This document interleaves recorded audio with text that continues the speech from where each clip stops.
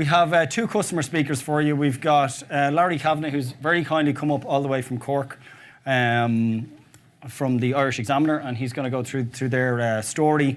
And as I said, we've got the deep dive session just after, so if people can kind of hold their questions for them, might hand out a couple of the cards. So if you think of any questions, you can kind of write them down, and we'll have everybody up on stage, then everybody who's spoken to do the deep dive bit where we can have some interactive discussion. So over to you, Larry, if you want to stay in this space. Yeah, thanks, Fintan. Yeah, I'm up from the Irish Examiner, so I'm just going to hopefully keep it short, sharp, and interesting. Feel free to ask questions. Before I kick off, I'll tell you that I'm totally out of my comfort zone up here, so bear with me. Hopefully that lady can understand my Scottish accent, and the guy involved in infrastructure will maybe have more from my tale. So as I say, the technology challenge that we faced was basically in 2012 or 2013. I'm in IT. At a rough estimate, I reckoned I was spending about 20 hours of my working week that I didn't have working solely on email. Just chasing email, non-stop, email problems, this problem. I'll get through more and further slides. And if you add in that my colleagues were probably spending another 5 or 6 hours, or a small IT department was only 3 or 4 of us there, we reckoned that it was a full-time job just to give email to our users. So I went to my CEO, my very kind CEO, and I said, this is ridiculous, look, this can't be. And you wouldn't mind spending 40 hours a week if you were producing or providing a good service. We weren't, we were providing a crappy service.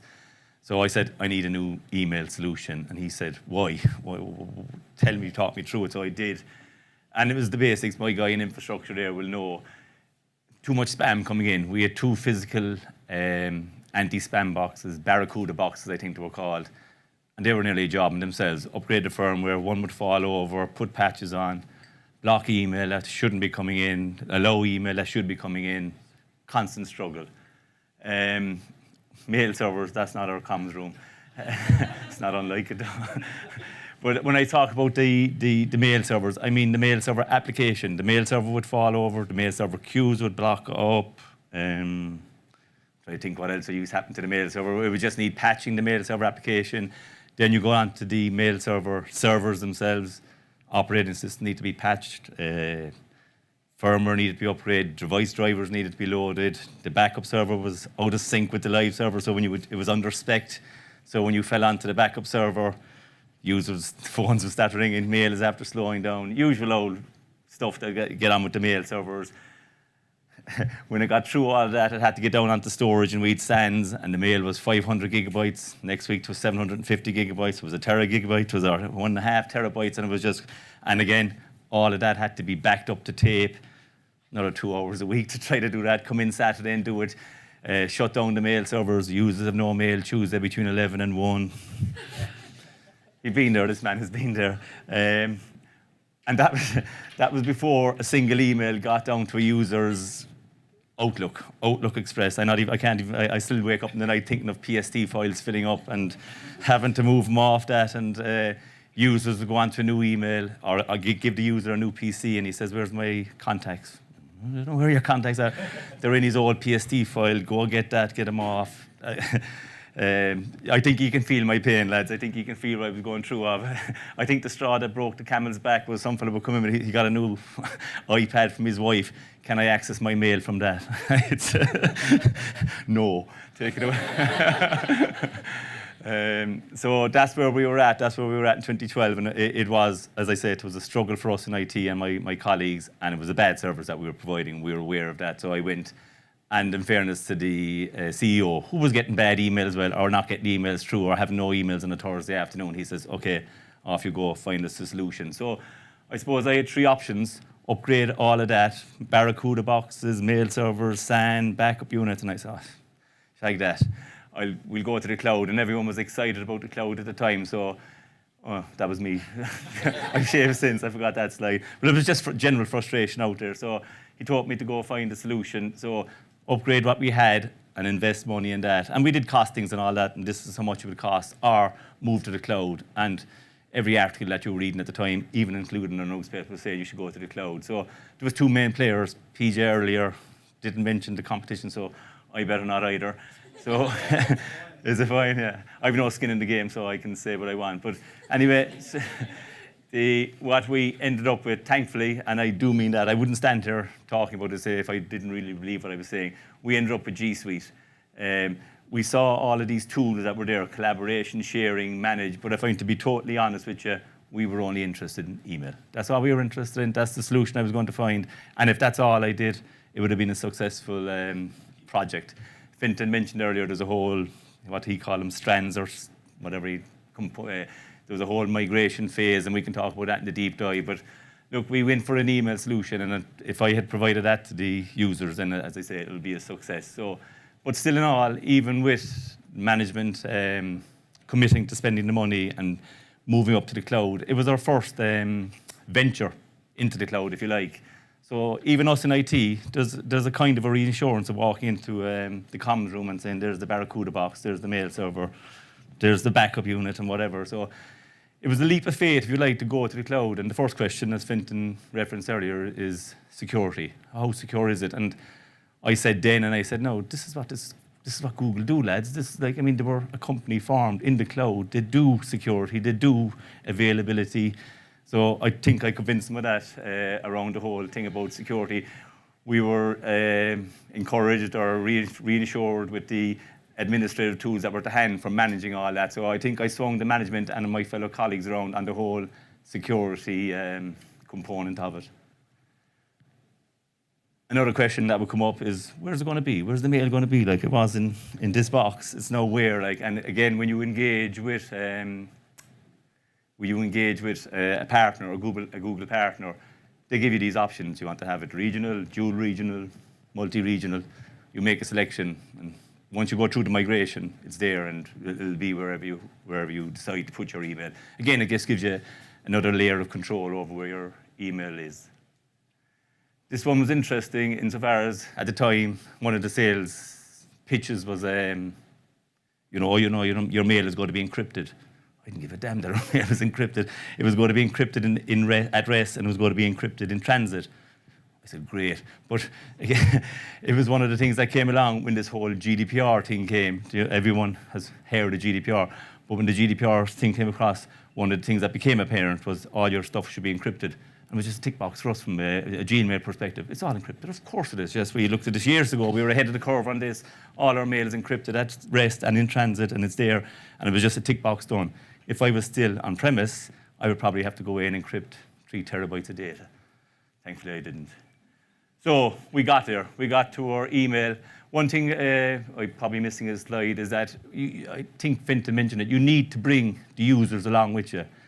Like it is important that they are coming along with you, so you can generate excitement. Like there is a whole suite of products, I suppose, available. Videos that make you look professional. You can get these YouTube videos. You can brand them for yourself, and you can put them up around the place and send them out. You know, Gmail is coming, G Suite is coming. A better Gmail or a better email solution, and bring the users along with you. We brought them all in for training, and we had to get out to them that the email isn't in here anymore. It's up in the cloud. And that takes a bit to get used to. But we actually gave them this URL and shared it with them. It's a dashboard of the G Suite products. And they would come to you and say, is the email down? So I don't know, go and have a look at your dashboard. So, as you can see, my bedside manner wouldn't be great with the users. But it's just like if our email was down before, it could be down for 4 hours, you know. Gmail is not going to be down for 4 hours. You're going to have, I don't know, 500 million people screaming if Gmail is down. So we don't have to grasp it, but the support calls to the help desk, like email, it's not down. I can go back over, we're at it 6 years. I think if I've been down 3 times in those 6 years, and then it would only be for 2 or 3 minutes. It would probably be back up before I would notice. It would be back up before the users notice. But it just stops all those calls. Is email down? Go and have a look at your dashboard. And back to the famous people with, can I access we actually were proactive in this, as opposed to Joe Soap that came to me a couple of months earlier with his iPad and said, can I access my mail?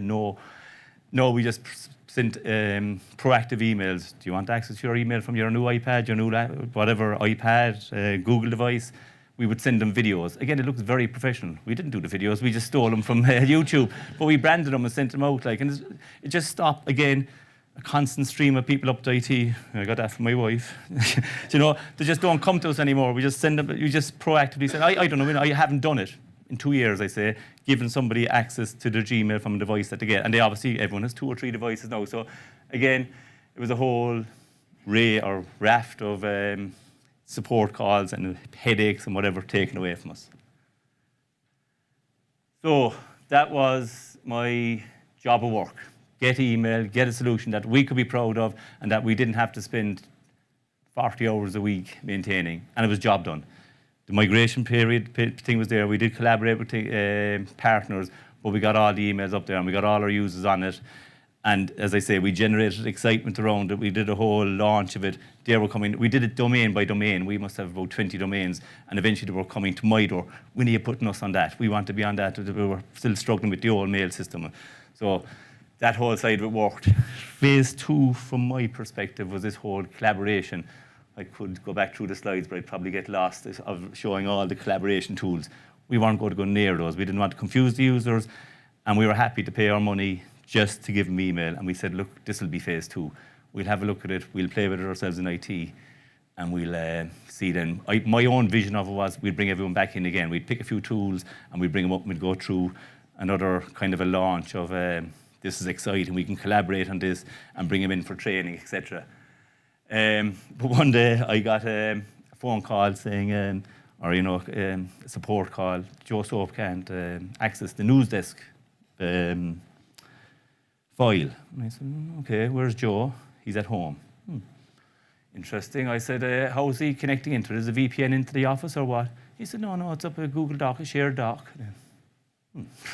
So I went down to have a look at what these guys were doing, like, and there they had it, like, there's a shared doc up on the screen inside in a room, a guy in Dublin, and this fella Joe Soap at home tried to connect in. Now, the reason he couldn't get in, for sake of the story, was he was trying to use his own private Gmail account as opposed to the company Gmail account. He hasn't been given access, so I did that and fixed that for him, and then he came, and I said, how long are you using that?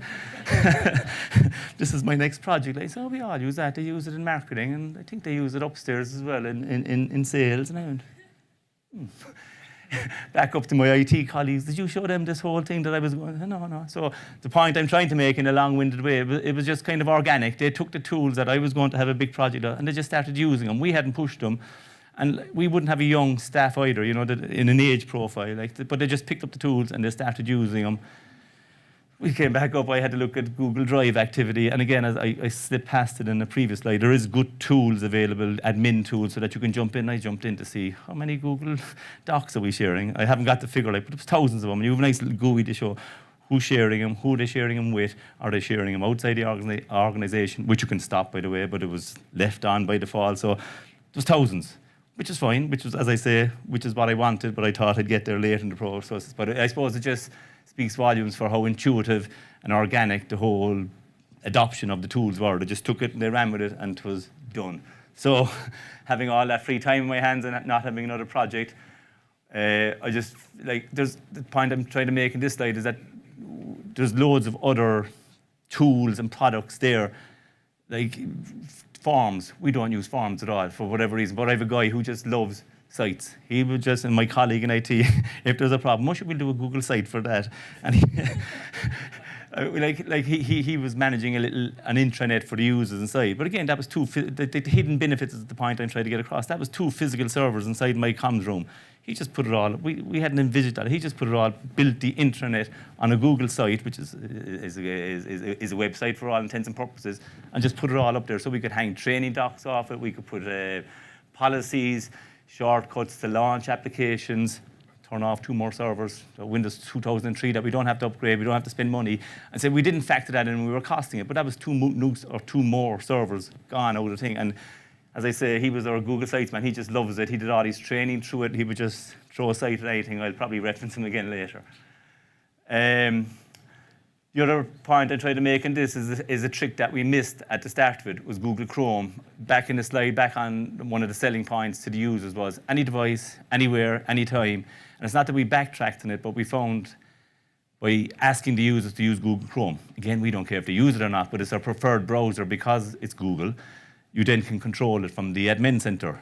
Therefore, you can control what homepage the users get. You can build a site like this, and I would think 90% of our users, this is where they land to. What this makes it easy for, again, if you're taking a PC off someone, or not taking up, you're giving them a Windows 10 machine. You know, people don't like change. You give him the PC, he logs on to Chrome, and all of his stuff comes down. All of his shortcuts, all of his sites, and he's at home straight away. He clicks into his mail, all his users are there.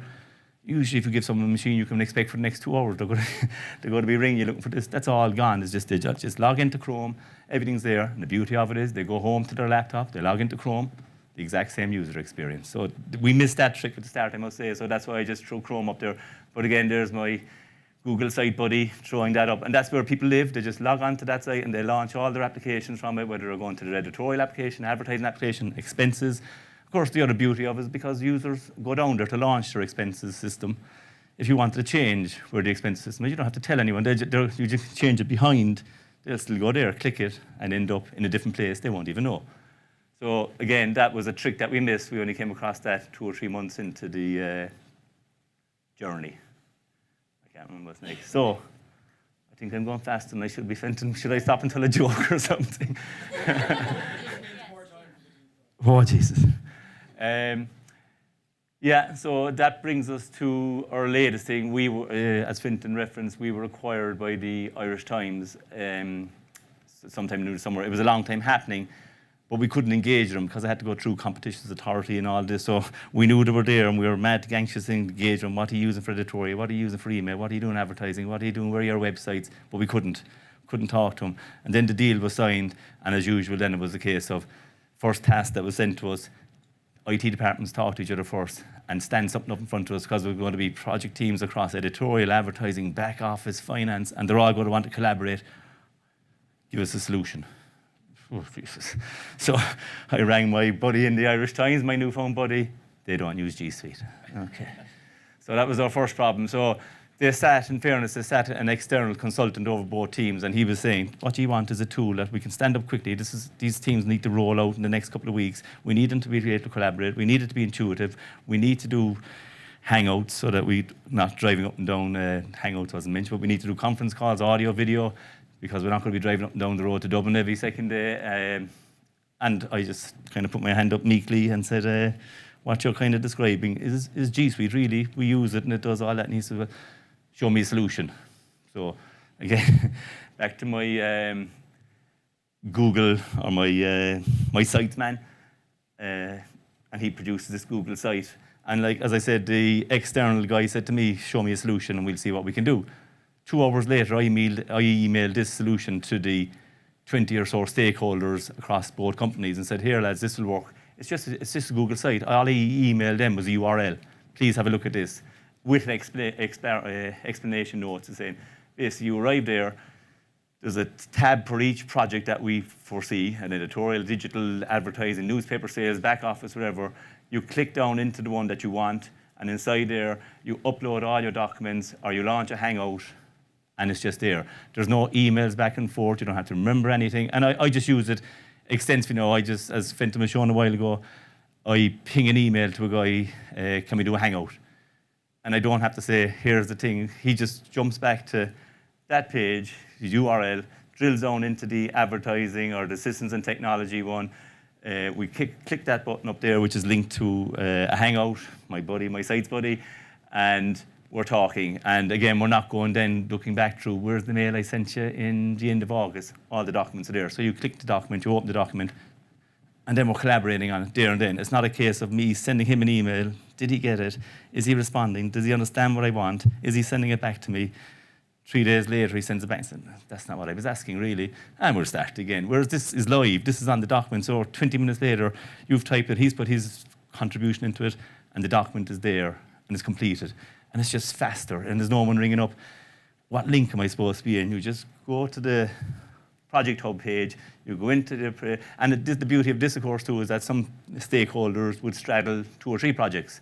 So they didn't have to be remembering, is it that URL to go to that Hangout? Is that? And some of these people wouldn't be technical, of course. So they didn't have to remember what Hangout to go to. They didn't have to remember nothing really. Just go to that URL, go into the project meeting or into the project that you're concerned with, launch a Hangout, open the doc or whatever. And another benefit was for the top managers. We gave them, it's all driven by rights, of course, so if you don't want someone going into some place, you stop them going into it. But the top managers, we let them see across all projects. So if they want to, well, more often than not, they rely on the team to feed them the information. But if they want to go seeking the information, they can just come to this page, drill down into the advertising project and open up the RFP, see what status that's at. And trust me, we're 14 weeks into the project and it just works. But like all things that work, they're simple, it's just a solution. The point I will make, in fairness to the Irish Times, and I don't know if there's any Irish Times people here, is it was a bit like the tail wagging the dog, if you like. We were the tail. We were suggesting this. They weren't a G Suite user, but in their defense, they weren't a corporate G Suite user.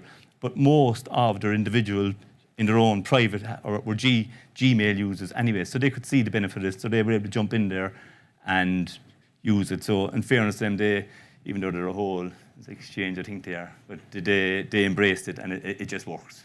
As I say, simple things just work. I think I'm nearly there, rushed through it as I would because I was nervous.